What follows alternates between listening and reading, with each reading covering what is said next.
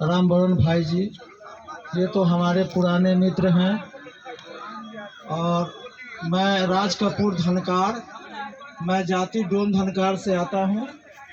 और अभी हम राष्ट्रीय जनता दल में प्रदेश वरीय उपाध्यक्ष हूँ।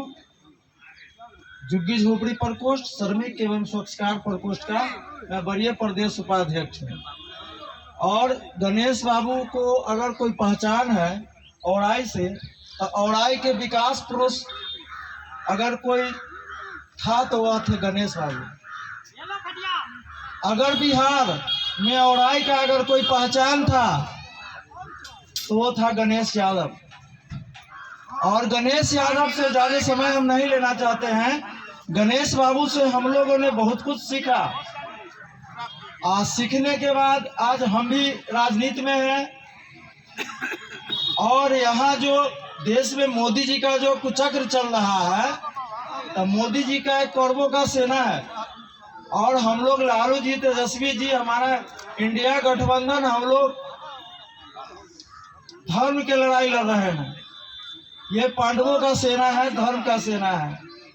और हम लोग यहाँ से जो औराई से ये राम सूरत राय जो जीत जाते हैं, ये छल करके अब मोदी जी का पार्टी, चाहे विधायक हो चाहे एमपी हो, मैं बराबर जैसे कि उनको हम मीडिया में बोलता हूँ कि मोदी जी, यदि आपको 36 इंची का सीना है तो आप 56 इंची का सीना है तो आप ईवीएम हटाइए और बैलेट पेपर से वोट कराइए, तब आपको पता चलेगा। मैं लोकसभा निर्वाचन क्षेत्र के चुनाव से पहले मैंने मीडिया में बोला था, मोदी जी अगर आप बैलेट से अगर चुनाव कराइएगा तो 100 सीट पूरे देश में पार नहीं करिएगा। और 400 का दावा तो आपका कहाँ उड़ के चला जाएगा, जिसका पता नहीं चलेगा। ईवीएम से भी इलेक्शन करने के बाद, हर कला लगाने के बाद, मोदी जी का पार्टी बहुमत तक नहीं पहुंच पाया। 3 टंगा सरकार है। हमारे बिहार में औराई विधानसभा है, ये राम वृक्ष बेनीपुरी का धरती है, ये स्वर्गीय गणेश बाबू का धरती है। इस धरती पर हम लोग के यहाँ जो विधायक है, हमारे विधानसभा से अलग के विधायक है। क्या यहाँ के जनता का सोच है, सोच को थोड़ा बदलना पड़ेगा। ये राम सूरत राय पर क्या विकास का विश्वास किया जा सकता है? नहीं किया जाएगा।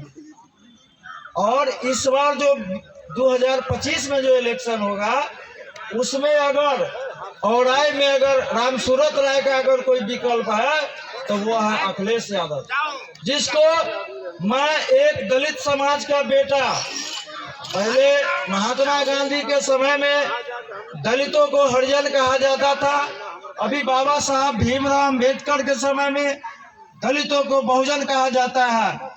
हम लोग बाबा साहब अम्बेडकर का बहुजन है, गांधी जी का हरिजन नहीं है। अब हम लोग लड़ना सीखे हैं, अब हम लोग को सारा ज्ञान है, हम लोग हर कदम पर लड़ाई देंगे।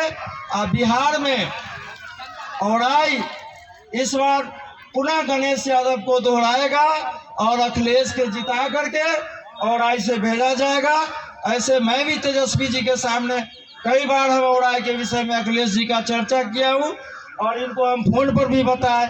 और हम लोग पूरा प्रदेश का हम पदाधिकारी हैं, पूरा हम प्रयास करेंगे कि इनको हम लोग के पार्टी से प्लेटफॉर्म मिले और ये अपने बाबूजी के अरमानों को जो है से पूरा करे। और जैसे इनके पिताजी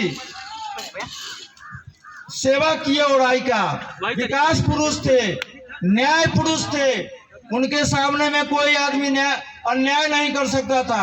अगर कोई गरीब के सताता था या गरीब को कोई परेशान करता था तो वो पीड़ित परिवार को गणेश यादव साथ देता था।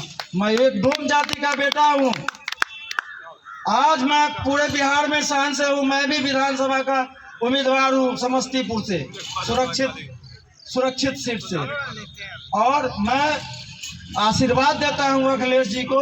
हम भी आएंगे इलेक्शन में, हम भी यहाँ का वोटर है, हम आएंगे, आशीर्वाद देते हैं अखिलेश को कि ये डोम का बेटा आज औराई के धरती पर, ये गणेश यादव के पावन धरती पर कह के जा रहा है कि अगर राम सूरत राय को अगर कोई पटकेगा तो औराई का बेटा होगा अखिलेश यादव। और औराई का विधायक होगा अखिलेश यादव। और जैसे गणेश बाबू का पहचान था बिहार में औराई से, जहां गणेश बाबू बिहार में खड़ा होते थे वहां औराई का नाम खड़ा होता था, वहां न्याय पुरुष के नाम से गणेश बाबू को जाना जाता था। एक स्वच्छ छवि के नेता थे, वो किसी से डरने वाले नहीं थे। और उन्हीं का ज्ञान बुद्धि आज हम लोग लिए हैं। बाबा साहब भीमराव के अधिकार जो हम लोग को संविधान में दिया गया है उस पर हम लोग लड़ाई लड़ते हैं। और मैं औराई विधानसभा के जितने भी बहुजन समाज के लोग हैं, मैं कहता हूं कि सारे लोग एकजुट होइए और बिहार जो भरना पड़ा हुआ औराई जो भरना पड़ा हुआ है रामसूरत राय के हाथ से, वो भरना को इस बार छुड़ाइए, अखिलेश यादव को औराई से विधायक बनाइए। हम पैसा से भी मदद करूंगा और हर कुछ से अखिलेश की मदद करूंगा। अगला विधायक औराई का अखिलेश यादव। अखिलेश यादव जिंदाबाद, जिंदाबाद जिंदाबाद, अखिलेश यादव जिंदाबाद, जिंदाबाद जिंदाबाद। गणेश